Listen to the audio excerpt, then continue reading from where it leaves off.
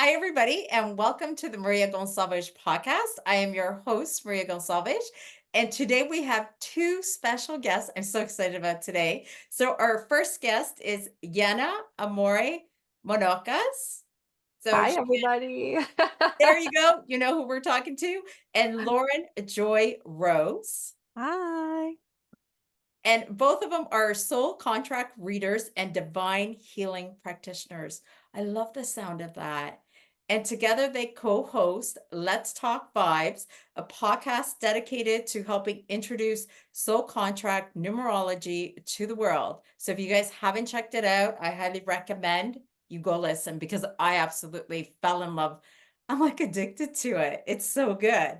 All right, Oh, ladies, thank so welcome, you. welcome. We love doing it because I think for both of us individually, it's like when we came across the work, it was just one of those where it's like, oh, I have to do this.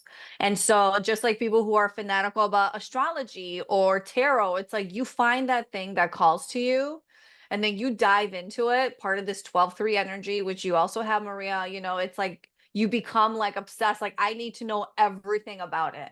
And so that led to Lauren and I just one day meeting just by chance on a training she was assisting. I was doing, I believe, was my level 3 soul Mhm. contract. And I think we talked for like 2 seconds and then we connected afterwards. And it was like, I want to do the soul contract podcast. I want to do the soul contract podcast. Done. And it's just been like this passion project like ever since. So it's just so much fun. So much Yes. fun. I love listening to the two of you because you guys vibe together so well. And then Thank the you. conversation, I feel like I'm having coffee with you ladies or tea, and I'm just like, and I want to know more. And what else are they going to talk about? And what are the questions they're going to ask? Because I was sharing before we hit record that you ladies had recorded your mentor, and I was listening to that podcast, and I didn't realize how much numbers mean. Like you don't realize Mhm. what you don't realize until somebody points it out, and it really got me to thinking and reflecting more within my own life, which I always find interesting. I always have to reflect at the end when I listen to stuff. It's like, oh, what does that really mean? Oh, that was so good. Because you guys talk about free will in there. And it's like, is Yeah. there free will? Isn't there free will? Because I always wonder about that. But Well, yeah, we did that whole episode. I don't know if you listened to that with my friend Meg Bartlett, and that was a amazing conversation. And I love that spiritual philosophy, aspect. And the number that I have in my chart that really sort of represents that love of spiritual philosophy is like an 11-2 in spiritual talent. You have a couple 11-2s yourself. Like I can kind of see where between the 12-3s that Yana was bringing up already, which is this like thirst for knowledge, always wanting to learn. But also, you have this number that is also about kind of finding your own structure of truth. And, it's again, it's all in these numbers, right? Yana and I, that's why we say on our podcast, we speak soul contracts because it's basically the way that we understand energy. For yourself, the reason we kind of gave it the name Let's Talk Vibes, because it's like, well, how do other people see and relate to energy? And like, let's talk about that. And the way that we do, the language that we have are these numbers and the energies and what they all represent. And I mean, it's interesting probably for you to think about like, oh, how do I communicate energy, right? Like with a lot of mediums, they start to build up signs. I see this and that means that, right? This is what I need to communicate when I see this. And so for us, we just see these numbers and that's what our sign is. And that sound frequency aspect, our yeah. soul contract is actually based on sound frequency. Sound frequency actually creates your reality. And Mhm. it's like, I think what a lot of people don't even realize is like the word abracadabra actually means I create as I speak. And so we all know that it is believed that the world was formed when God spoke, right? And it's like that sound creates everything. And in our work, we are taught that your soul actually chooses your name, your birth name that you're given. It's not the parent, it's not anyone or anything else. And through the sound and letters of your birth name, it creates the reality that your soul wants to experience in this incarnation. I have chills like head to toe everywhere right now. Like my cheeks are lighting up. It's like wild. But that's how it is. And as there's you can be so skeptical about it, but when you plug in or when you break down your birth name into the sound frequency using that Hebrew numerology, that's where it stems from. The tree of life, just it's wild. You plug it in and you see your life unfolding in front of you. You see where you have challenges. You see where you succeed and what's your purpose. You know, we're all searching what's our purpose. And it's like when you see it play out in front of you and you just see it in a piece of paper, it's just wild how accurate it can be. You know what's interesting? Because I remember growing up and I have one cousin and he used, because I have a lot of names, as you've noticed. I have a lot of names to my name. And I have one cousin that never had a middle name. He just had a first and a last. And we would have conversations because his mom was just like, no, you just need first name and last name. You don't need all these extra names. And we would talk about it. And I would look at him, I'd be like, you're so lucky. Because when I have to write my name, I'm still writing, and you've done two names, you're done. And I'm still there 10 minutes later writing the rest of my name. Like, have you ever noticed that? I just thought like that used to be a conversation growing up. Yeah, what we come to find, right, is like that none of these things are coincidence. Like looking at his chart, if we were to talk to him about his life, it would be like, well, yeah, this is why you didn't have that middle name, because this was the chart that you were going to get, right? Like this is what you wanted to learn and this is how that was going to come through. And it's always interesting when you hear people talk about, parents talking about what they almost named their children, or even for us as adults, what did our parents almost name us? And we look at these stories. One thing I love doing for myself is I look at my almost names and I kind of look at them in the sort of the order that they almost were. And it's like, okay, I can see the progression. It's like, okay, well, this was a possibility, but that wasn't quite right. And then it became this. And oh, I can see where that being there might have been more challenging with my life circumstances. And so that needed to switch into a different position. And so this is my name. This is the name that I had. So this is obviously what I wanted, but I can see how we were getting closer and closer and closer until we kind of got there. Oh, that's so fascinating. Mhm. So growing up, because you just remind me of a story. So the first part of my name is Maria de Fatima. So growing up, my grandfather, when I turned about 10, he got so annoyed. So when I was growing up, usually traditionally, because almost every girl in Portugal, their first name is Maria. So you call them by their second name.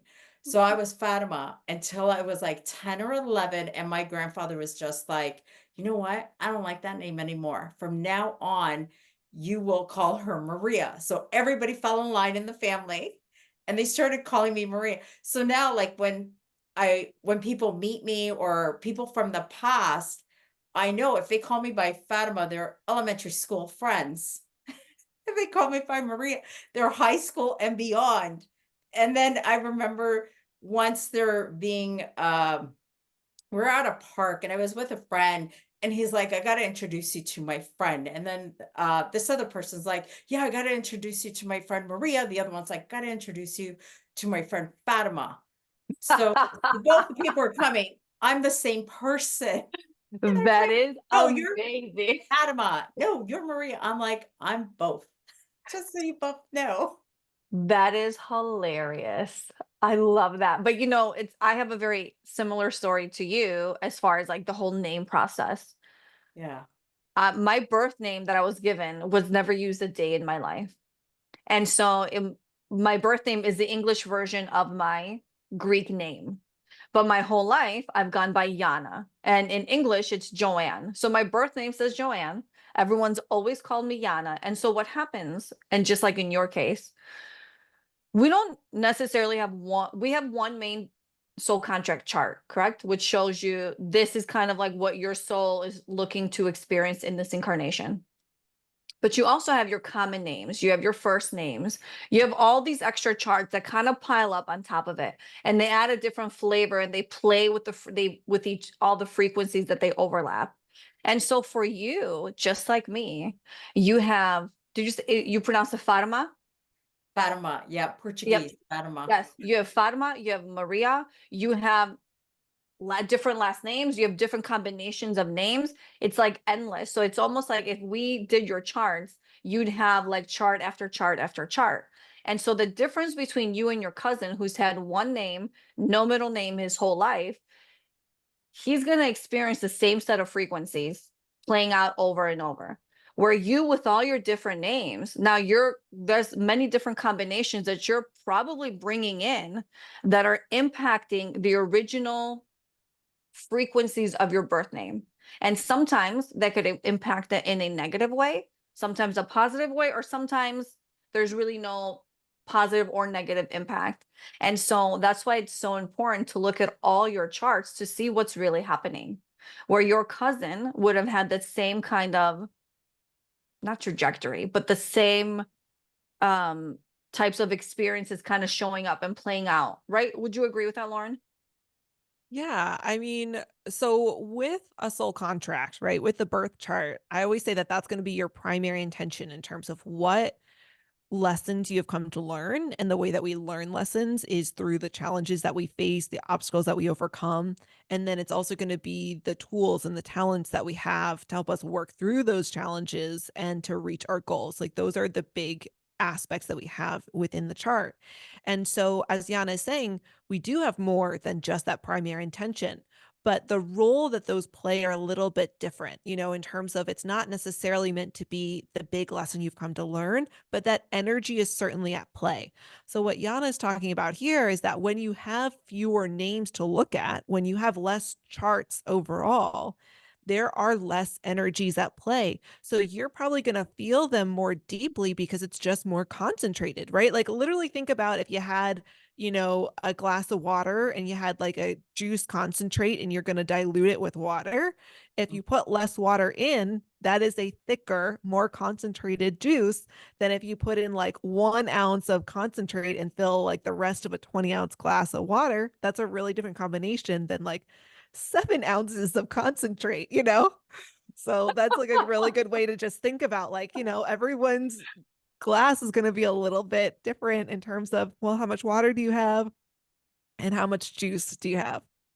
Oh, that's interesting. I know one of the things I don't do it so much anymore. I would have fun with what's your middle name? When you fill out contact forms, first, Mhm. middle, second, put an initial, because I have so many in my middle, I would change the letters every time. What name do I feel like writing today? Which initial? So I always switched it up. But then I got in trouble with my driver's license. So then I had to stick to one. And I'm like, okay, fine. I'll stick to one middle name here. But yeah, Well, I always unbeknownst to you, each time you're doing that, you're bringing in a different frequency. And so that also plays to when people get married, when women get married and they change their last name. Sometimes it's like, are you sure you want to do that? Is that the best optimized version that you can bring in of your last name? Some women are like, I'm never going to change it. I keep it as it is. Or doesn't have to include marriage. You could simply just say, I feel like I want to change my name. I want to optimize my name. I want something more fun, or I want to invite more love. You think about, what do you want to invite into your life? What do you want more of? And then you play with the spelling to get those optimized and desired frequencies. Right. So it's funny, we don't even realize we're doing it, but we're constantly creating our reality through sound. And your name, the letters we use, they create that reality. So it's so fascinating when you dive into it. It does sound interesting. So for those that are listening, because I forgot to ask, if somebody was looking for a definition, what is a soul contract reading that you ladies offer? Just so people get an idea. Yana, you want to take that one? Yes. So a soul contract is based, a soul contract reading is based on the sound frequency of your birth name. And so, like we discussed, your soul chooses that name. And so, through each letter, each combination, as we put her around the star of creation, we get to see what karma, what challenges did your soul want to experience in this incarnation? What talents, gifts of service do you have in that are almost innate within you? And then what are your goals? What is the thing that gets you out of bed in the morning? What does your soul want to accomplish? It's very like career oriented as well, right? How am I making my money, my living my life? And then ultimately there's our soul destiny that it shows us, which is like your purpose. Now, we believe, and I absolutely believe this to my core, we all have the same purpose in life. We're just trying to find our path back to source, right? It's that spiritual journey and it's that evolution. But ultimately, we all individually have our own individual purpose of what does this specific incarnation want me to focus on and follow through with and like tap into.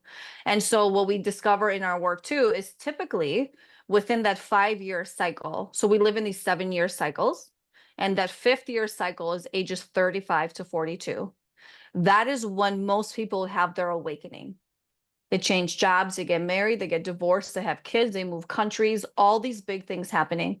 And they also have like this dark night of the soul, if you will, where they're like, I need more in my life. Everything's falling apart. I want to build a stronger connection. I want more meaning. And so life starts to shift. Here come those chills again. Life starts to shift, and whether they want to or not. And the thing is, typically within that age, you'll notice most people having that huge life shift. Some people have it younger. We've been seeing lately the younger generation is awakening, if you will, a lot earlier. But if that time frame passes up, oh, you're going to feel that spiritual 2x4 keep coming, because it's like, wake up, follow, get on your path, do your mission, accomplish what you're here to accomplish. And so we do see that happens a lot in that time period. It's like 9.9 out of 10 times. I'm like, when was your awakening?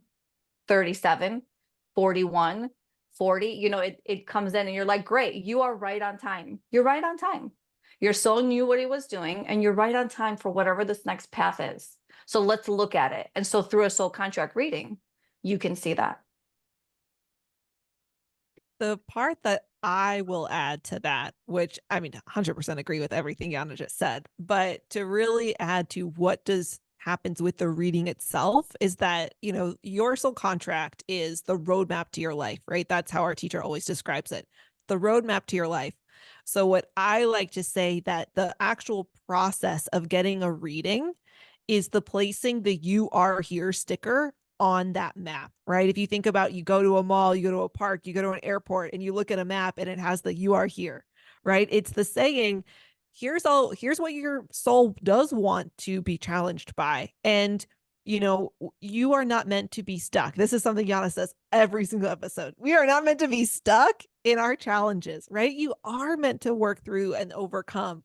You know, I can even think about for myself, when I first found this system, I was 27, almost 28, you know, and what I have as my physical karma, I was like, oh yeah, I can see this having been such a huge thing in my whole life, a huge theme, but also that some of those challenges, because mine has to do with being seen wearing a mask, you know, I was really coming to a head on that, of really bringing that into consciousness, but also seeing that so much of my life circumstances, having been a tour guide and orientation leader in high school and in college, those are all opportunities to get more comfortable being seen, to be comfortable standing in front of groups and talking and being seen in that way. And so that was getting me to work on that energy, right? So I always like to say it's placing the "you are here" sticker, because even though something, you know, you came in with the intention of it being a lesson, by the time you've come to the reading, because like Yiannah's saying, you know, people can come to these readings at different points in their life. So when I have a reading with someone, especially if they're like 50 or 60 years old, they might be like, oh yeah, when I was a lot younger, when I was a teenager, when I was in my 20s, that was a big challenge. But like, I wouldn't say that that's a challenge for me anymore. It's like, great, you worked through it. That's awesome. That's exactly what your soul wanted you to do. And so the other part I'll say to what Yiannah is saying is that even if you didn't consciously have an awakening in that age range, we have these two triangles in our chart. One is the physical triangle and one is the spiritual triangle. And so what happens in that age range, regardless of if you consciously had a spiritual awakening or not, is that those energies that are in that spiritual triangle start to take more of a dominance in your life. So if I were giving a reading and I'm maybe looking at some of the numbers that are in the physical triangle, that's where they might say, oh yeah, when I was younger, that was a bigger deal. But these other lessons you're talking about, that's more of what's coming up for me in my life now. And that's because that dominance has switched. So what's coming up for them more is those spiritual energies. Oh, wow. I will say my spiritual awakening was at the age of 30. Oh, good for Ah. you. Not because I wanted it. Right. You got a spiritual 2x4? I got a 2 by You 4, know, maybe that's 4 2 Saturn by 4s. return, you know? So I feel like for me, again, because I did have my spiritual awakening very in line with my Saturn return, I tend to find that with a lot of people who are my age, you know, friends who are a little bit younger than me, they're coming into that a little bit more now. So that's the other thing where it's like, if you look at a different system, I think it's also very poignant to have an awakening at that age.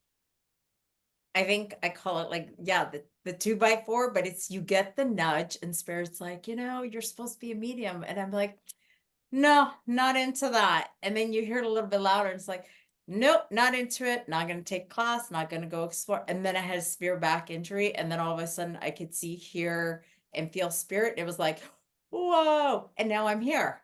But it wasn't like, it was not. See, this is the weird thing. So here's my question, because like for mediumship, it was not on my bucket list. It was not on my top 10 things to do before I die. And then suddenly there is that soul push, the 2 by 4, if you will. So then, then I begin to wonder, like, do we have free will? Or it's just, I never listened to the whispers of my soul and they just got louder and louder and louder. And then I had to be redirected. So it's a combination, right? Yeah. So, and I think this is subjective to everybody, right? What's your point of view on it? But as far as I'm concerned, the way I view it is there is this there is this ultimate path. Like this is the ultimate goal that you need to get to. You will have this child with this man or have this career, stumble upon this place, whatever it is. And it's almost like you're down here and then here's where you need to go. And sometimes if you are following that intuition, if you're following the thing that is your soul is guiding you, you may go straight up to that goal.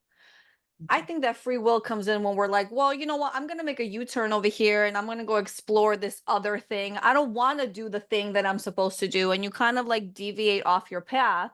But I do Yeah. believe ultimately you get back, That's right? so So there true. is that combination. And for you, you actually have the sixth frequency in your spiritual goals. That sixth frequency, it's this beautiful creative energy. It is a co-creation. You're co-creating with source. It's very artistic, very creative, but it also comes with that Taurus energy. It could be strong, very strong-willed, very stubborn, A little but bit. a little bit, right. And the thing is, it creates this it's almost like it's like this lack of free will, this energy, because the six specifically wants you to follow that path. You need to go this direction. And every time you try to do something else, it's almost like you're blocked because you got to go forward. And it creates procrastination. It creates this feeling of being, of have these moments of like, I feel stuck in life. And it's like, why do I feel stuck? I feel like I can't move. I can't do the thing that I want to do. And it's because there is this blocked energy and needs you to refocus, really get laser focused on what you're trying to do. And when you start creating, when you start being creative, even if it's 10 minutes a day, you're going to feel that energy shift. And all of a sudden, you're like being super creative, where every day you're doing everything that you want to do. And it becomes really easy. And that's because it's aligned with your path. Have you experienced that in your life? I have a friend. Yes, I do. But I have a friend that keeps me in check. She'll be hearing Is this. this a friend we can see?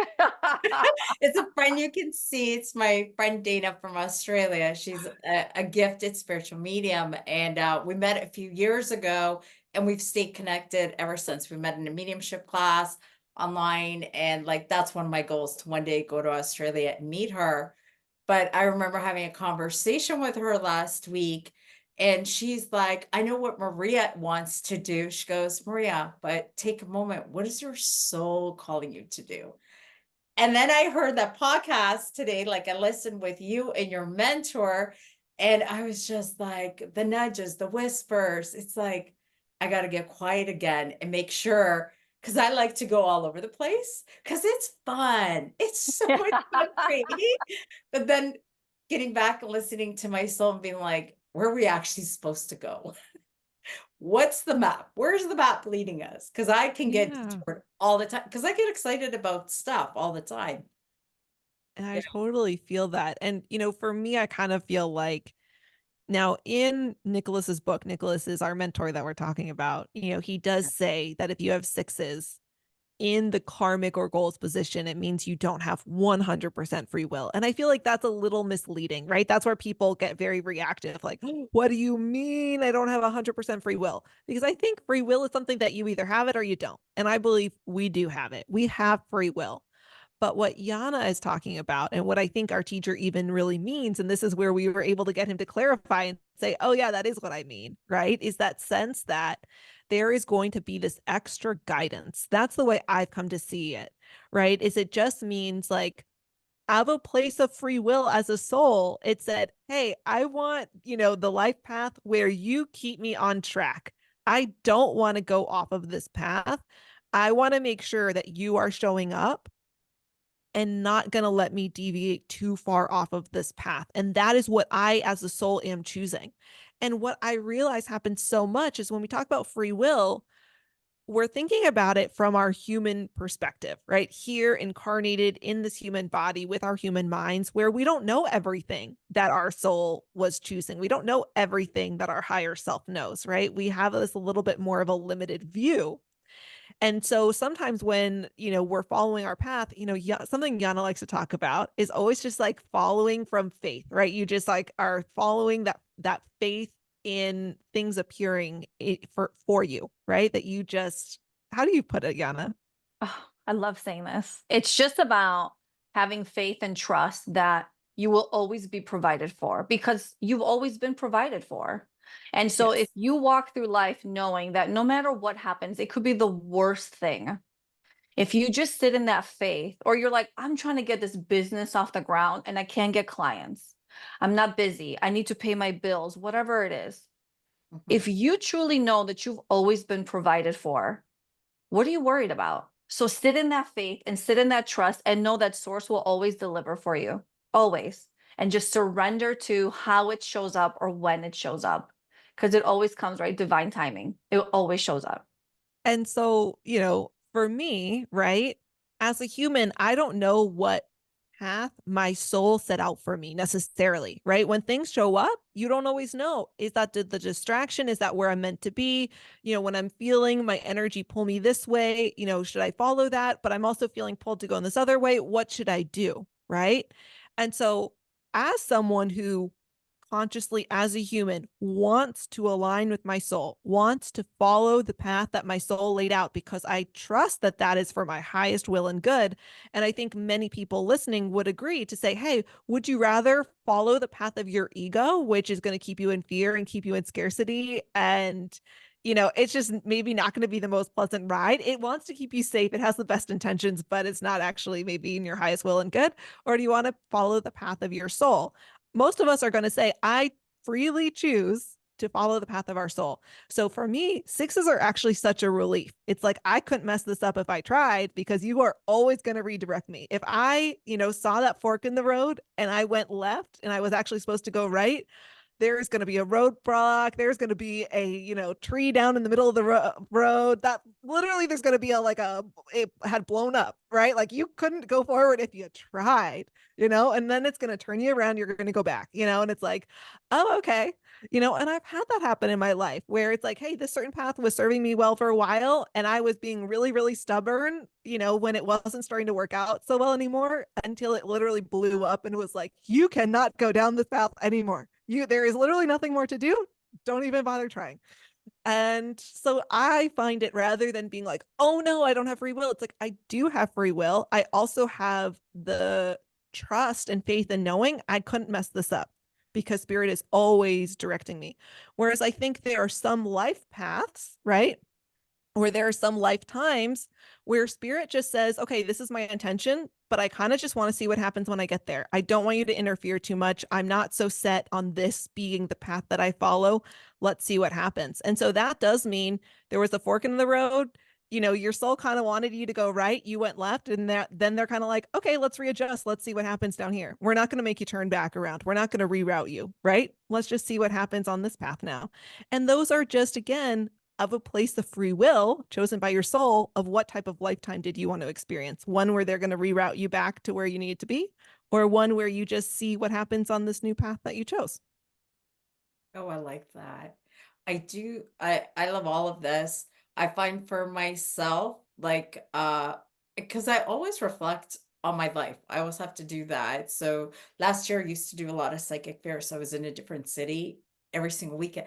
And I love that. It was that hustle and bustle, and it felt like that New Year energy.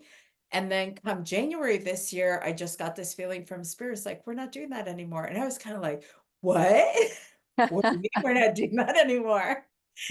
And I fought it and I went and signed up for one. I think I did it in March. Yeah, it was March. And I knew I shouldn't have signed up, but I did it anyways. And I walked away and I was like, I don't have that feeling anymore. That New Year's, whatever feeling, that because I love it when there's like thousands of people in these like I love that buzz.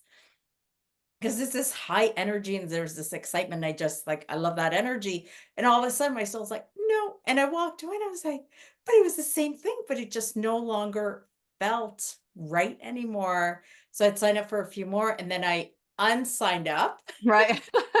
So I was like, wait, I already got a taste of, and now I got to listen because this, and now I notice this year my life is very quiet. And I'm like, huh. And now I'm curious. I'm like, where's it gonna go? But now I'm in the trusting because I do trust, and I know everything always works out. Like in the month of June, I just like I knew I was gonna go away. I didn't know when. And then I waited and it was like Thursday. I was like, come on, spirit, like, where am I going? Am I going? I know I'm going somewhere. And then I woke up Thursday morning. I was like, and now you can book your trip today. And I went, I didn't know where I was going. And then I was gone on Saturday. Like I just like phew, got on a plane and left. So I'm living my life more trusting spirit. Not that I didn't trust, I did trust, but now I know, like my friends will look at me and be like, where are you going? What are you doing? Why are you not planning this out? And I'm like, I can't. I gotta go on those spirit-led nudges. You Good Um, for love to you. travel? I love to travel. Okay, so in your Maria name, right, we mentioned Maria by itself is one of those, a separate chart by itself. It's got that 20-2 energies. They're that traveler. They want to experience different cultures. They want the freedom to move around. I don't want to be stuck here. I don't want to be planted here forever. I want to, if I want to fly off, if I want to on Thursday decide that on Saturday I'm going to go somewhere, I'm going to pack my bags and go. And they just love that. I And love so that. it's so, well, yes. And so here's what's so beautiful about the work is as you speak, Lauren and I, we're just seeing and hearing energies. We're like, that's the 20-2. When you talked about you love being around all those people, in my mind, I'm like, that's that magnetic 7, that it's like the life of the party. They magnetize people to them. They want to be around people. And then something you spoke about even earlier was that you said, I see myself being more like sitting still, being more quiet, right? And so in your common name, your common use name, you have that 13-4 energy. It's just beautiful, divine feminine, and it needs to just sit still. It's like, it's so nurturing and loving and mothering. But Mhm. it's one of those where I'm just going to wait for things to come to me. I'm going to trust. I'm going to have that Yeah. faith, major trust. And I'm going to be quiet and I'm just going to let things come to me. And when it comes to me, I will love it and hug it and give it everything. But it's about being still and quiet. So you don't even realize, just like part of this conversation, you don't realize that you're actually being led. And the words coming out of your mouth is actually what's playing out in your chart. So like it's just it's mind blowing when you really take it all in and you're like, yeah, I create as I speak. Wow, I just got chills as you Yeah. like, what? So if people, when people go to book readings, because you talk about charts, are there a lot of charts? Is this like astrology where there's so many charts, or is it just, I'm just trying to figure out in my mind what that looks like. Totally. Let's use your cousin for an example. Let's say his name is John Smith, Okay. right? And that's the only name he's ever used his whole life. You're going to have a chart for John Smith, and then you're going to have a chart for John, right? Because we introduce ourselves as John or our John. as our first name more than any other name we use as well, right? And Yeah. now you can go deeper. You could do the last name, you could do the middle name, whatever name. If you have a nickname, if somebody always, if Joe wouldn't be John, but let's say people called him Joe or Mhm. Junior, you add that as another chart too. So it really just depends on you. My girlfriend would have tons of chart. You would just join on my train and we'd have endless charts because we've been called different things throughout our lives. But the main one you're focusing on is your birth name chart. And Okay. so when you book a reading, that's what we're looking at. We do have relationship and overlay readings as well, where you're really digging into all the other names, or if you get married and you want to look at that. But essentially, a soul contract reading will pull up all your birth stuff because that's what we're really focusing on. Okay. Yeah, so that's where we're typically going to start with people, right? Is starting with their birth name because this is, again, it's the primary intention. We really need to understand this before we start to look at all of your other names because their purpose is to help you reach the goals and overcome the challenges of your birth chart. So if we haven't established what those are, the rest aren't going to make necessarily quite as much sense in that fuller picture. And so there's different types of readings that you can do, like Yiannah is saying. So typically it's going to make sense that you're going to start with that birth name because you want to lay that foundation. But sometimes what I'll find is like, there are some practitioners who only can do birth chart readings, right? That's all that they've been trained to do. Because again, that is really a lot of it. That's a lot of the meat. But it's like, okay, it's like, well, now I had my meat, now I want my potatoes, right? So then you might go to another practitioner and I might be able to be the one who then tells you about all your other names, even though you and I didn't start together with your birth chart. You did get that from someone else or from having read the book and really, really understanding it. You don't have to 100% of the time because again, there's always going to be that exception. But if you are new to this system, we got to start with your birth chart. We got to understand that primary purpose first. Oh, that sounds amazing. So it's actually on your website, Lauren, and on your website, it says that you are the naming lady. Like Yes. that. Oh my So goodness. can you share with people what does that mean? Because I thought that was so cool that you wrote that. I was like, oh, that's so fascinating.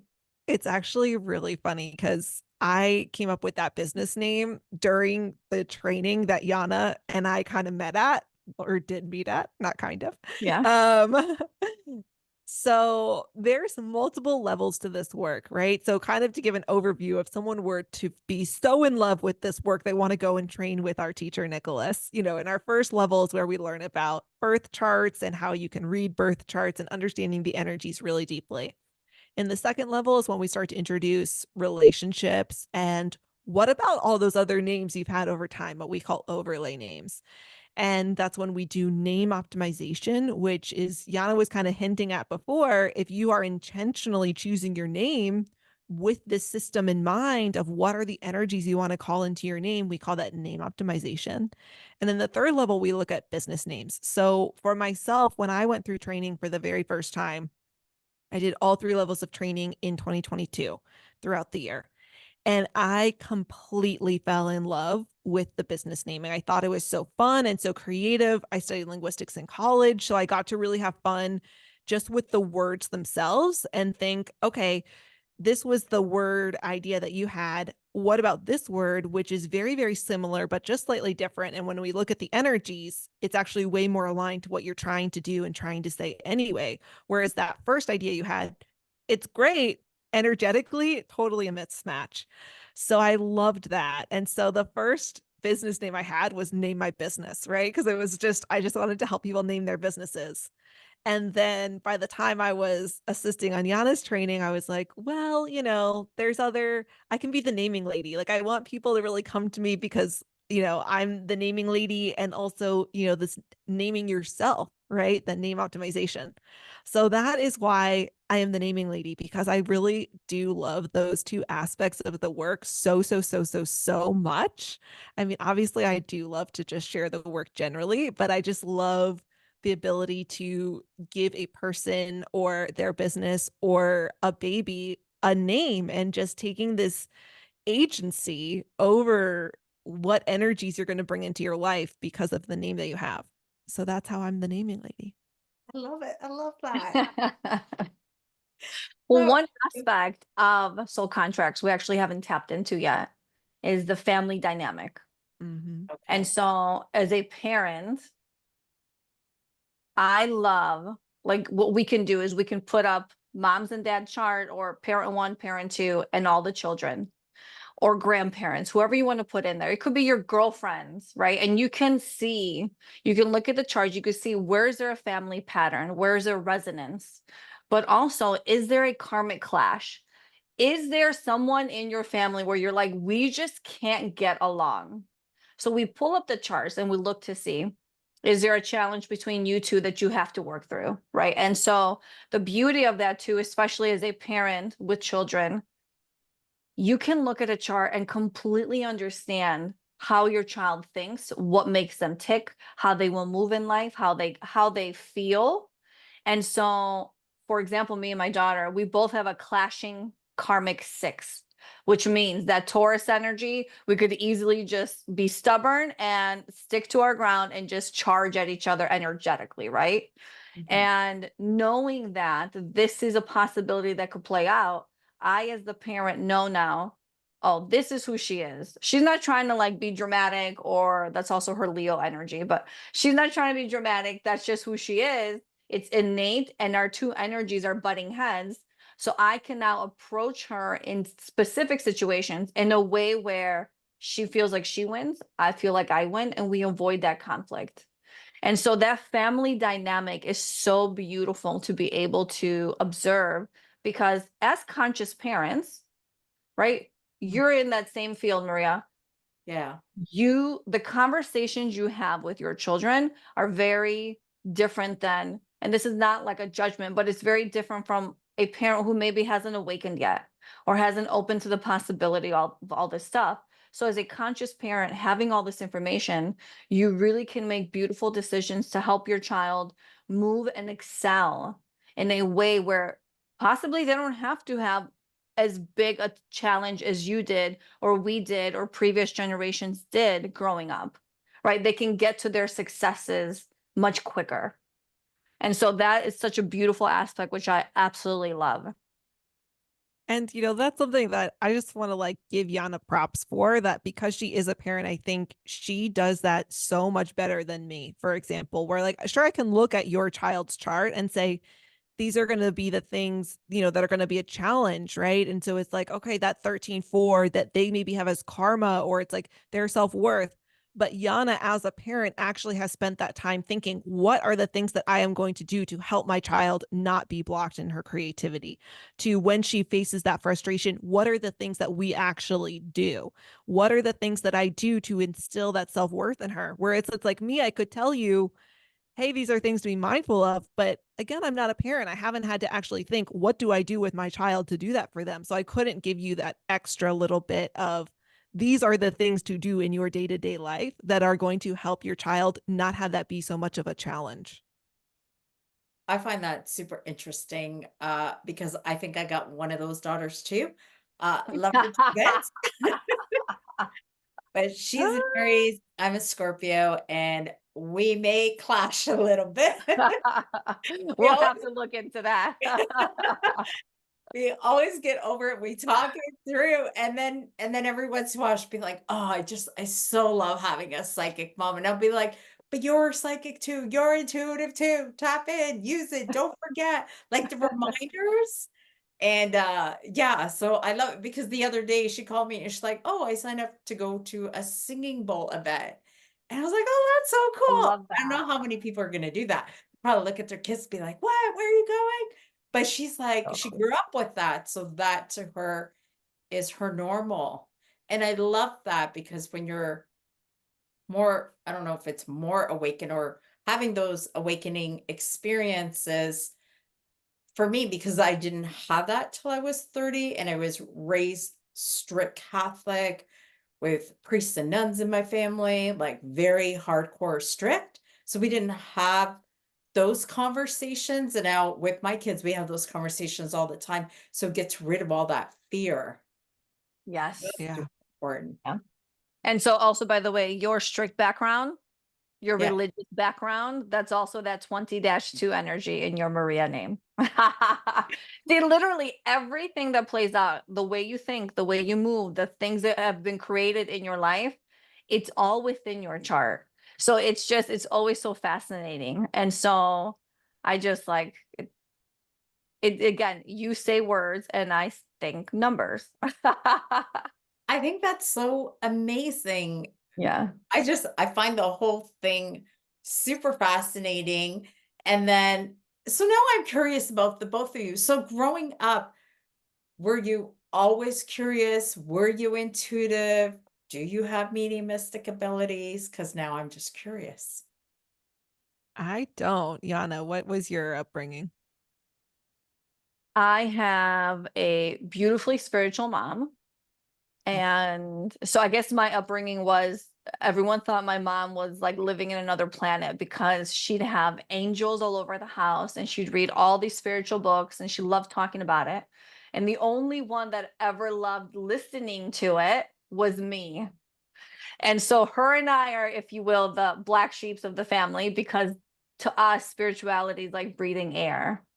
Yeah. And so it wasn't until I was 27 that I really tapped into my path, if you will. I was always, I feel like for the most part, I was always awakened as far as I can remember. I always connected to source and everything, but there was something at 27 where it was like my 11 twos. I had a moment where I experienced a severe loss in my life. And because it comes with that energy. And what it does is it rocks the foundation of who you are and what you believe in. And it's almost like the foundation of the house is broken. And now you have to rebuild brick by brick. And so, without really knowing what was happening, I was very conscious of the fact that something is happening here. And as each brick was being laid, I realized that my intuition, if you will, then woke up. And I was very aware of everything that was happening, that I was being rebuilt very differently. And so through that, reading more, educating myself more, and really going to singing bowl events, or I used to take these mediumship classes. I had no idea what I was doing, but I remember one time we were preparing to give a reading to someone in the room. I think there was only 10 of us. And so we went into just a really quick, like 5-minute meditation. And what I actually saw was I was all of a sudden in this basement, and it was like it felt like a dark, dingy basement, but the walls were all white, and there was like, those really big overlights, those Yeah. white overlights. And in that corner was actually this little girl who must have been 4 or 5 years old. And it was clear that it was obvious to me that she was murdered and she was trapped there. And she's just standing there. And I thought to myself, what am I seeing? Like, I expected to see like a car or an animal, something. And then it was clear to me that she needed help to go home. Like she was stuck. And Yeah. so I kind of came out of it. I talked about it with the teacher of the group. And we went back there together and we helped her reconnect with source, if you will. Okay. And then I remember coming out of that going, oh, if this is what this gift is for me, I can't handle that. I'm too sensitive for this. It's really, really heavy. And so it was a part of me that just completely shut it down. Because I was like, I cannot let that be my experience. But I will say over the last couple of years, I have asked Spirit, bring me, like, turn it back on, but I don't want to be scared. I don't want to be like sad because I consume energy like that and I feel energy. I want it to be something that's lighter nature, which gets the same point across. And so it has been much easier. Information comes in, I see things, I hear things, I feel things, but I just don't want to go. And is that selfish of me? I don't know. But you experience that. Now, this is what you do every day. Yes. This is your profession. I'm sure you're washing dishes and you have spirit. Someone is talking to you. No. Oh, really? Is it because you're like, I'm off and that's it? Correct. I learned to control it. But The in the boundaries. beginning, Yeah. It was like that, and, I did everything to avoid telling people I was a medium, so I got into healing, so if I was doing Reiki on you on the table and, everything would change, so I had a hard time with that, so clairvoyantly, uh so it's called objective clairvoyant, where so if I'm working on you and all of a sudden we're in a forest and it would just like I'd be like, "Where am I?" I get so scared because it was almost like the TV show Ghost Whisperer, and I'd be like, Ah, "Okay, the whole scenery changed," but it all made sense for that person on the table, right. and I never told the person on the table I was medium. I like the word healer because then I could hide that I have mediumistic abilities, and I don't know where they think the information came from. They think it came from the Reiki healing, and I was like, "That's good. It's good to me. You got your message. I did my work.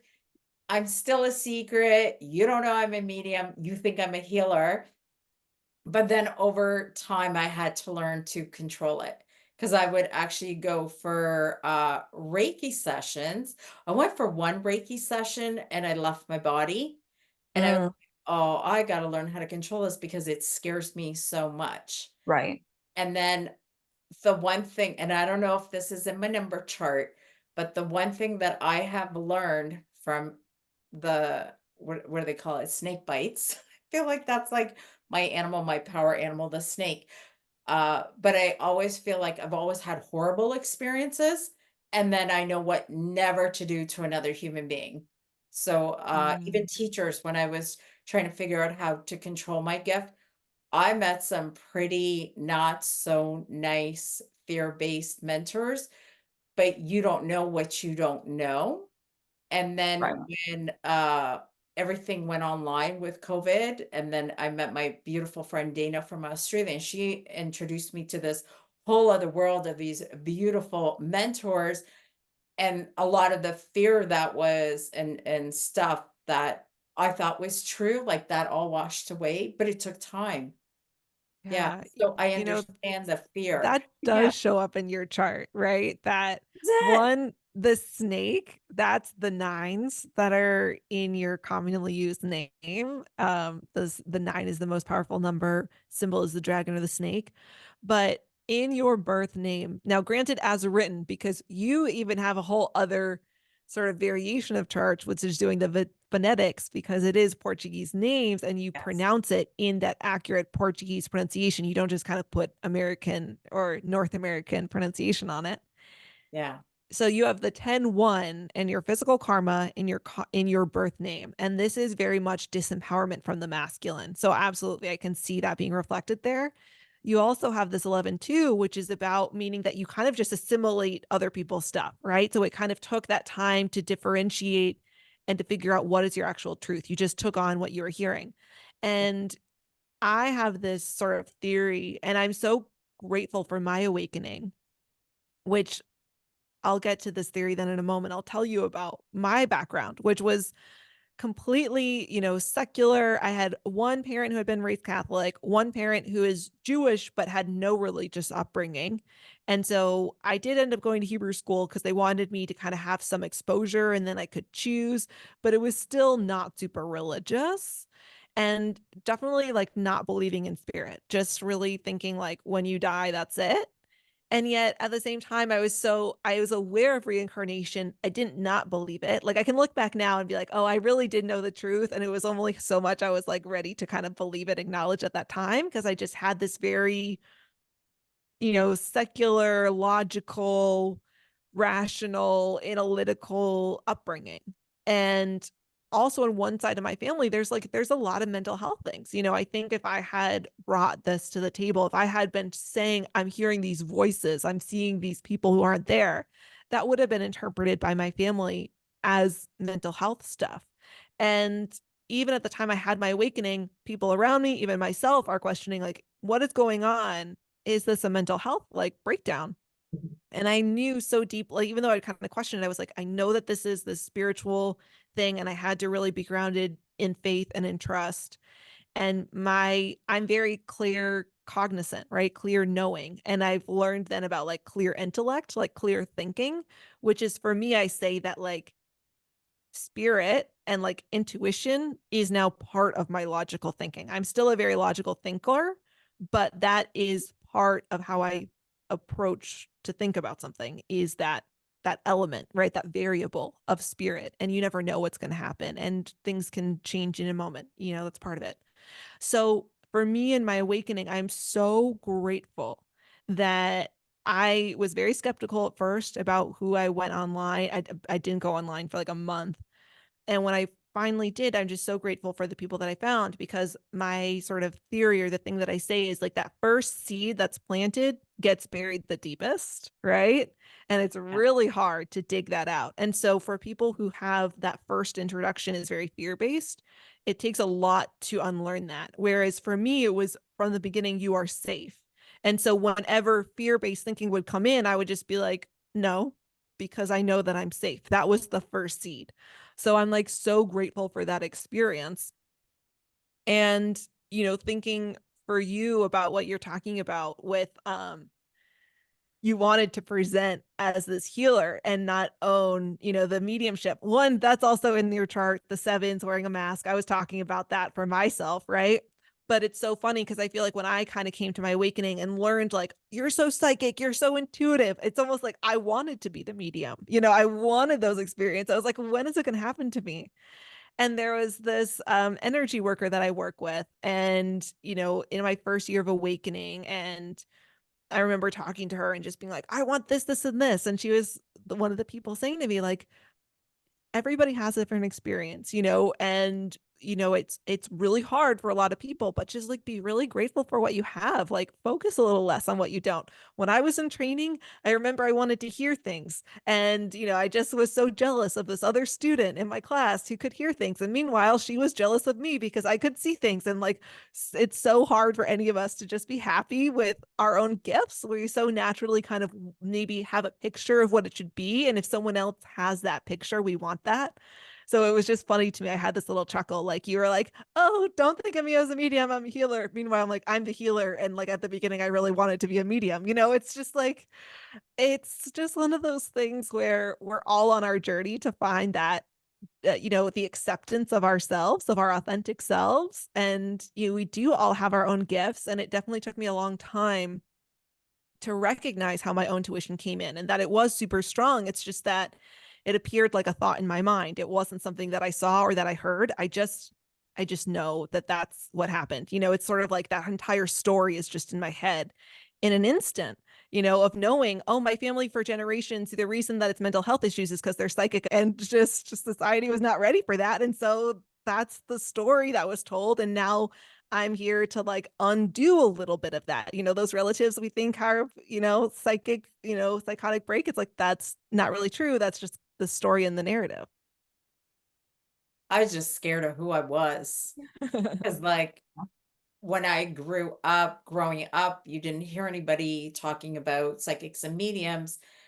And then I kept hearing the Bible quoted. And even when you go to church, it's like, oh, it's the devil in disguise. He's going to get you. So I always had that, oh, somebody's going to get me. So I better hide.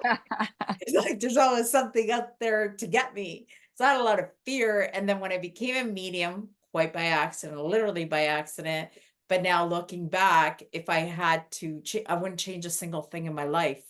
I'm so grateful for every single experience I've had, good and bad, challenging, because it makes me who I am today. So I'm so grateful for all of that.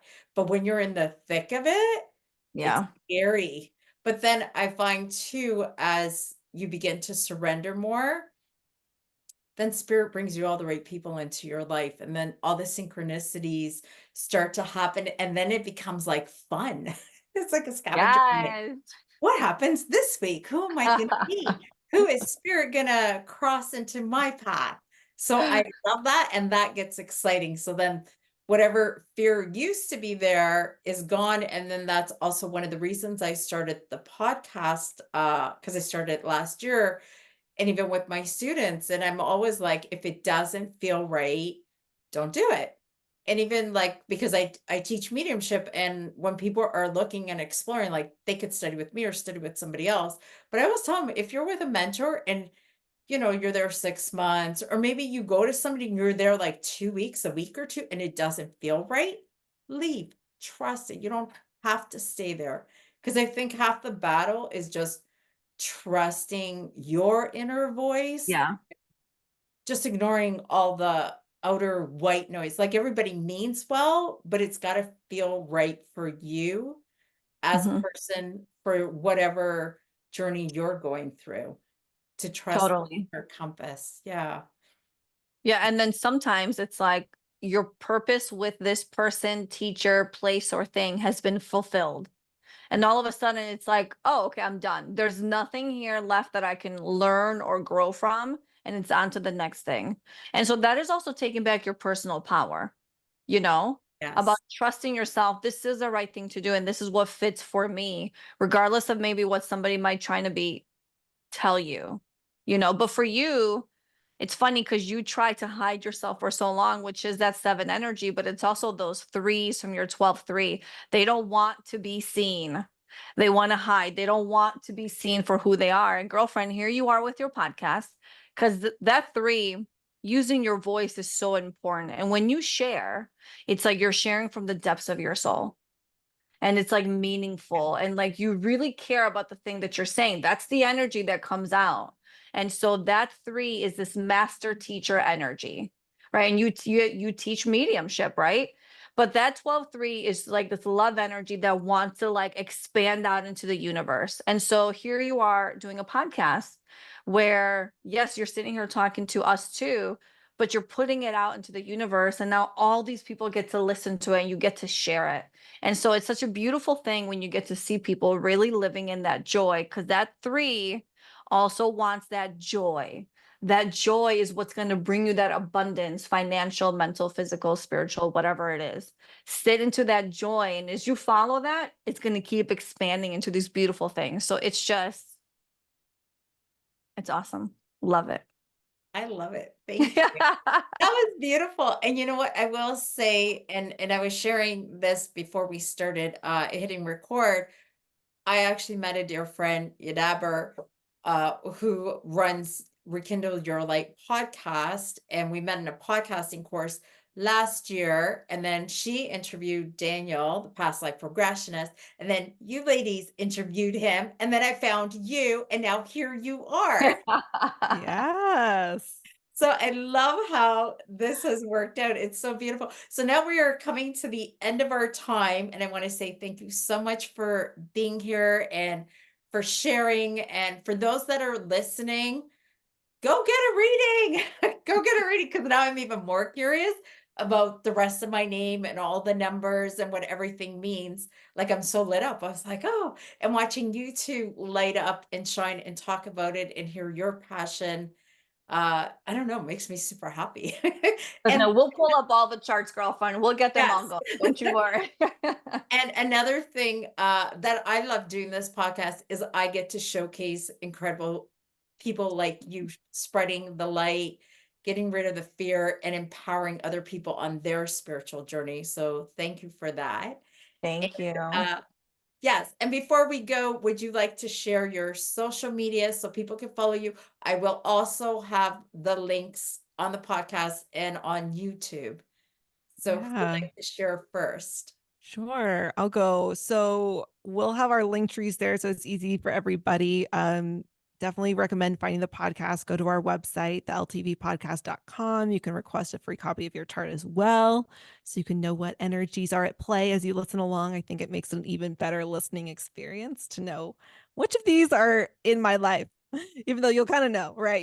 You know when they're there for you. But you can connect with me, Lauren Joy Rose, on Instagram. I am Lauren Rose, or empowerhealing.co, not com, .co. But again, it's all going to be in the link tree. Yes, and you can find me on social media as Higher Soul Contracts, also on my YouTube channel, and my website is highersoulcontracts.com. I also have a separate spiritual podcast called Your Soul Wisdom. You can check that out, and that is also on my YouTube channel. And Maria, we're just so grateful. Thank you for having us. This was so much fun. You're Thank gonna you for have to reaching join us. out. Yes, Yeah. you're gonna have to join us, and you're gonna have to come on Your Soul Wisdom as well, because I just, you know, when energy feels good, Yes, I You're would like, love to. yeah, you don't need that to end. You need that to continue. I love this. So thank you so much, ladies. And thank you everybody for listening. And goodbye, everybody. Bye. Bye.